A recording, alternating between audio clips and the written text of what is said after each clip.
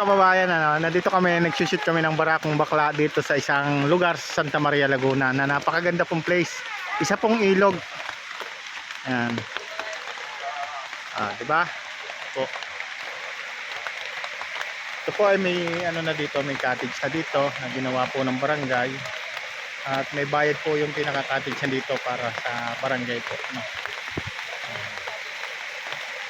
Laking bato dyan po sa babang iyan ay may malalim po dyan paliguan at pwede po kayong tumalon dyan mula dyan sa taas ng bato papunta po doon sa malalim na lugar. Ayan, paliguan po talaga ito, no? Ayan, napakaganda pong lugar itong Santa Maria, Laguna. Marami pong mga nakatagong paliguan dito sa Santa Maria, Laguna, hindi lang po ito, no? At medyo nga mahirap yung mga sitwasyon na aming pinagdadaanan kung saan kami nagsushoot ng aming Barakong Bakla.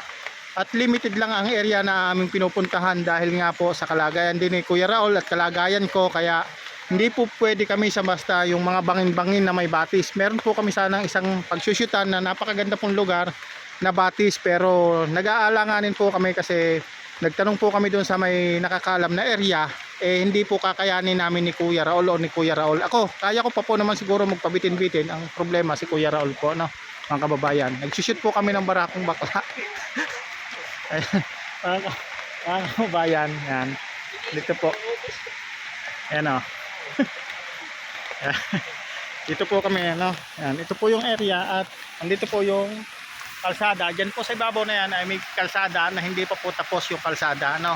Ginagawa pa po at ito pong kalsadang ito ay tatagos po ng 99. Ibig sabihin karugtong po ito ng Marilaki Highway pag natapos po itong kalsada na to. At ito po ay grader pa o bubuldoserin pa, no? Hindi pa po tapos. Ayan. Ayan o. Ayan, dito po kami. Kasama po namin ang anak ng kapitan ng Barangay Adya, si John Armel Vlog, ang kasama po namin. Siyempre, Raul Nadillo, Nathan Cute Vlog, at siyempre, ang inyong lingkod, si Kasado Tayo Vlog. Pero ito'y mapapanood nyo sa Barakong Bakla Vlog. Ayun po, Barakong Bakla Vlog. Ayan, serye. Diba? Ayan. Ito po kami mga kababayan. Siyempre may mga baon po kami dito na pagkain. Ayan. Mga baon po kami dito. At mapapanood nyo po ang bawat shoot namin. Yan po. Nagluluto po kami dito ng inihaw na yellowfin. Ito po yellowfin na ito. Ito po yung aming nabili doon sa aming na-content doon sa Impanta Quezon sa Batang Ina na nagtitinda po ng isda na galing po sa bangka, huli po ng kanyang asawa.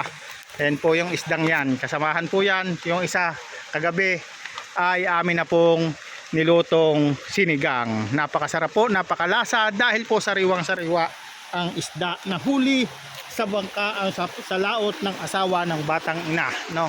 At abangan nyo rin po ang susunod naming kwento sa Batang Ina dahil kami po ay mag-a-upload pa niyan ang kwento sa Batang Ina, mga kababayan. Ayan.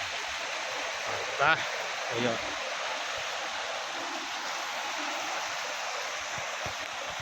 Ganda pong lugar nito, ilog po. Ngayon po ay medyo umaambon. Umaambon po ngayon dito sa lugar na to. Ayan. Pasensya na po kayo at malabo po yung aking camera dahil nga po ang camera po nito ay nabasag, no?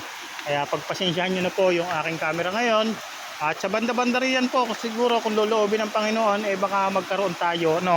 Hindi man po sa ngayon, pagdating po ng tamang panahon, siguro malay nyo, magkaroon tayo ng GoPro pagdating ng tamang panahon, no? Yan, dahil sa ngayon po, taghirap po tayo ngayon. Kaya tiis-tiis po muna tayo sa malabong camera, no? Kung mapapanood nyo, malabo po yung camera, tiis-tiis po muna. Dahil wala pa po tayong GoPro sa panahon ngayon at malay nyo po pagdating ng tamang panahon magkaroon tayo ng GoPro na hindi natin inaasahan. Yes, diba? Ayan o. Ayan o. Ayan po, ang amin pong kasama na lagi naming extra, ang aming talent extra, si John Armel Vlogs. Yan. Pakipalo po ng kanyang Facebook page mga kababayan. Huwag niyo pong kalimutan mag-share and mag-like at mag-comment sa kanyang Facebook page mga kababayan. Ang aming laging kasama na si John Armel Vlogs. Yun o? John Armel Vlogs. Ayan. Dahil po kami nag-i-enjoy sa mga bawat content namin, sana po kayo ay mag-enjoy din dahil ang ginagawa po namin ay para po sa inyo na kayo po ay ma-relax o malibang dahil ang mga video po namin ginagawa ay pang stress reliever, lalong lalo lang po sa mga may problema dyan at maraming iniisip dahil sa mga utang-utang na hindi mabayad bayaran. Ito na po ang paraan nyo para po kayo ay malibang. Yan, manood lang po kayo dito sa aming mga video at kayo po ay malilibang, no? Yan, dahil po ito ay hindi lang po pang pamilya, pang OFW pa.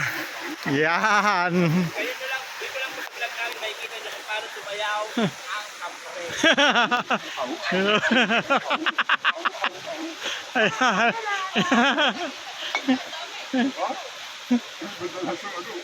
Sumisid daw siya.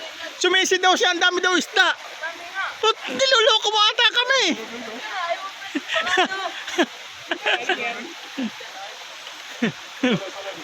Yan. Paano ang ganap ng barakong bakla? Eh, yung hiyaw.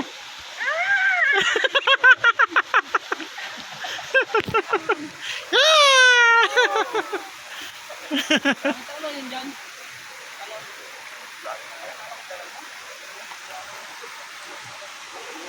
Sabi natin sa inyo mo.